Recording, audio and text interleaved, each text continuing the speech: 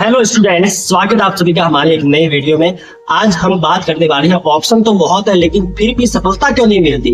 देखो, पहले के लोग सोचते थे कि मेरे पास अवसर ही नहीं है तो मुझे सफलता कैसे मिलेगी, लेकिन आज आपके पास यूट्यूब है, एआई है, आज आपके पास हर चीजें, हजारों कोर्स है, हजारों अवसर है, फिर भी सफलता नहीं मिलती।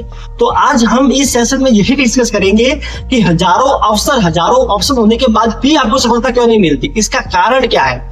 तो सबसे पहला जो मुझे कारण लगता है ना, वो ये कारण लगता है कि आप एक्शन कम लेते हो। ऑप्शन तो बहुत है लेकिन एक्शन कम है।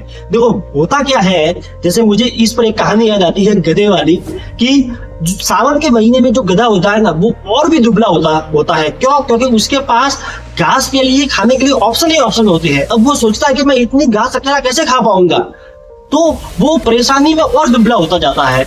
तो आपकी भी कंडीशन ऐसे ही हो रखी है, आपके पास अवसर तो बहुत है लेकिन एक्शन है ही नहीं। अब होता क्या है, आपके दिमाग में कभी कोई फॉर्म निकले तो आपने वो फॉर्म भर लिया, फिर आप उसकी तैयारी कर ली, फिर उसके 2 महीने के बाद दूसरा फॉर्म निकलेगा, आप उसका भी आपने फॉर्म भर लिया, फिर उसकी तैयारी करोगी, फिर तीसरा कोई अगर आपको अवसर मिलता है तो उस तीसरे की तैयारी करोगी। तो इससे ये होता है कि आप किसी एक चीज पर फोकस ही नहीं रह पाते। अगर आप अलग अलग वर्टिकल के साथ अगर ये सोचोगे कि मैं सबकी तैयारी एक साथ कर लूंगा तो आपका एक्शन ऑटोमेटिकली कम हो जाएगा। तो आपको सबसे पहले फोकस होके एक आपको लक्ष्य तय करना पड़ेगा कि मेरा ये लक्ष्य है और मुझे इसी लक्ष्य की ओर जाना है। और हाँ, अगर आपको लगता है कि सर बैकअप ऑप्शन का क्या, तो आप 1 से 2 लक्ष्य रख लो। लेकिन आप क्या करते हो, ऑप्शन ज्यादा होने के चक्कर में हर ऑप्शन को अपना खुद का ऑप्शन मान लेते हो। सबसे बड़ी गलती यही है।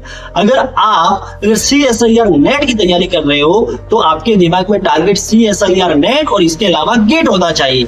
ऐसा नहीं कि मैं CSIR नेट की तैयारी कर रही हूँ और इसके अलावा मेरा SI का टारगेट है, मैं SI भी तैयारी करूंगी, मैं यहाँ पे CSIR नेट की भी तैयारी करूंगी। नहीं करना है ऐसे।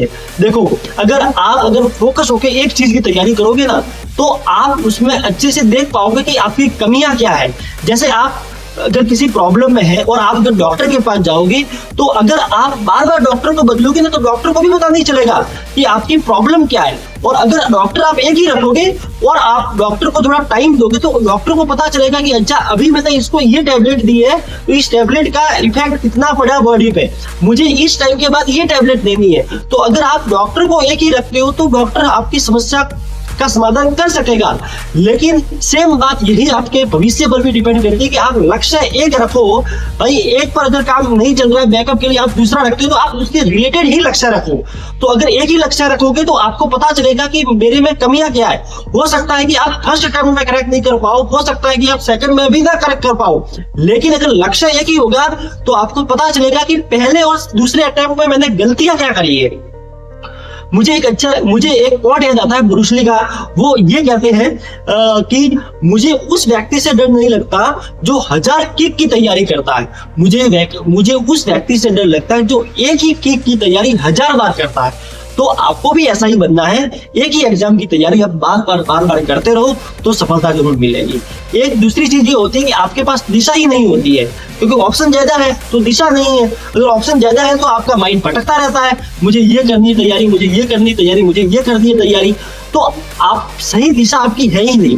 तो सबसे पहले आपका लक्ष्य आप फिक्स करिए कि मुझे इस लक्ष्य की ओर बढ़ना है, उसके हिसाब से आप दिशा तय कीजिए। क्योंकि लक्ष्य जब डिसाइड होगा उसके बाद ही दिशा तय हो पाएगी, डायरेक्शन हमें मिल पाएगी। जो लास्ट वाला पॉइंट ये होता है कि आप कंपैरिजन बहुत ज्यादा करते हो। देखो, ऑप्शन ज्यादा है तो ऑब्वियसली हर ऑप्शन पर कोई ना कोई एक टॉप वाला स्टूडेंट बैठा ही होगा। अब मान लो आप अगर CSIR नेट की तैयारी कर रहे हो और आपका फ्रेंड अगर कोई SI की तैयारी कर रहा है और उसका अगर SI में हो जाता है, तो आप कंपेयर करने लगते हो। अच्छा, इसका तो हो गया, मेरा नहीं हुआ। अच्छा, मैं भी अगर SI की तैयारी करता ना तो मेरा भी हो जाता।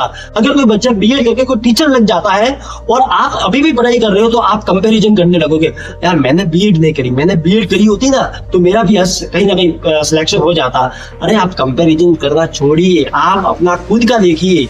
आप खुद के अंदर आप क्या परिवर्तन ला रहे हो। आप जो आप हर दिन तैयारी कर रहे हो, तो हर दिन आप रात को ये खुद पूछिए खुद से कि आप में क्या क्या चेंज आ रहा है।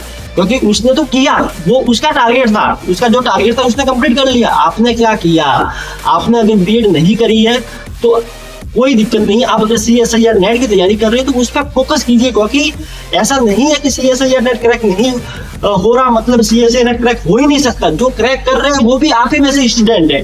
तो मेरा कहने का मतलब यही है, ऑप्शन ज्यादा है तो इसको आप अवसर मानिए, इस अवसर से आप सफलता प्राप्त कीजिए। ऐसा नहीं है कि ऑप्शन ज्यादा है तो गधे की तरह आप भी खुद परेशान होते रहोगे कि मैं किस किस की तैयारी करूं।